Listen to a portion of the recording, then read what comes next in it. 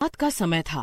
राजन नाम का एक आदमी बहुत ही घबराया हुआ भागा जा रहा था, जैसे उसकी जान के पीछे कोई पड़ा हो। वो भागते भागते गिर जाता है और जोर जोर से चिल्लाने लगता है। बचाओ, बचाओ, मुझे मार डालेगा। मुझे बचा लो, मुझे बचा लो। राजन की चीख सुनकर वहाँ एक चौकीदार जिसका नाम सोहन होता है आ जाता है और बोलता है, क्या हुआ भैया? आप ऐसे क्यों चिल्ला रहे हो? कोई आपके पीछे पड़ा है क्या? क्या हुआ बताओ तो सही। मेरी मेरी परछाई मुझे मार डालेगी। वो मेरे पीछे पड़ी है। देखो, देखो, मेरी पीठ पर कई निशान भी हैं चोट के। मुझे बहुत दर्द हो रहा है। मुझे बचा लो। राजन की बात सुनकर सोहन हंसने लगता है और हंसते हंसते बोलता है। कैसी बहकी बहकी बातें कर रहे हो भैया आप? भला कोई परछाई किसी की जान ले सकती है क्या?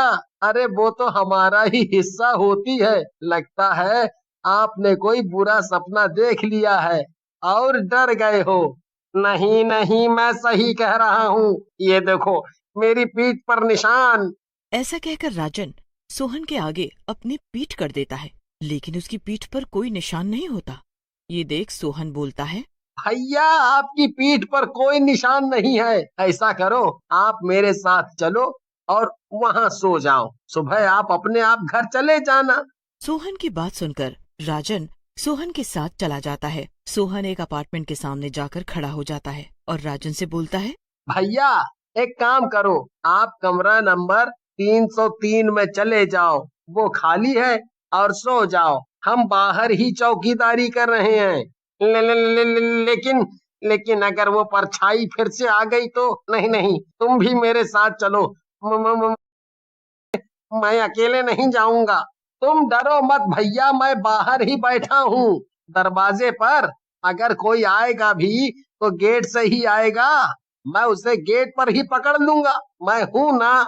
सोहन के समझाने पर राजन उसकी बात मान जाता है और एक कमरे में चला जाता है और सो जाता है। थोड़ी देर बाद उसकी नींद खुलती है। उसके सामने एक परछाई खड़ी होती है जो उसी की होती है। मुझे जाने दो, मुझे जाने दो। मुझे जाने दो। मैंने क्या बिगाड़ा है तुम्हारा? मुझे मत मारो, मुझे मत मारो। तुम तो मेरी परछाई हो।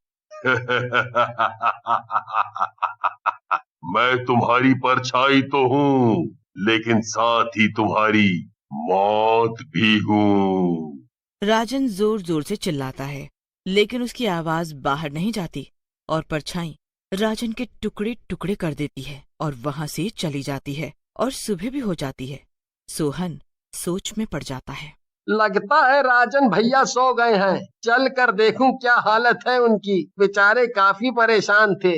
ऐसा कहकर सोहन कमरे के अंदर जाता है। कमरे में राजन की कटी फटी लाश पड़ी होती है, जिसे देखकर सोहन बोलता है। राजन भाई, राजन भाई को किसने मारा? पूरी रात तो हम यहीं थे। मुझे पुलिस को सब बताना चाहिए। ऐसा सोचकर सोहन पुलिस को बुला लेता है। पुलिस इंस्पेक्टर, जिनका नाम वीर सिंह होता है, सोहन को बोलते हैं। तो सोहन, तुमने किसी को अंदर आते हुए नहीं देखा, लेकिन जब कोई अंदर गया ही नहीं तो इसे किसने मारा? कहीं तुमने ही तो इसे नहीं मारा? हम्म?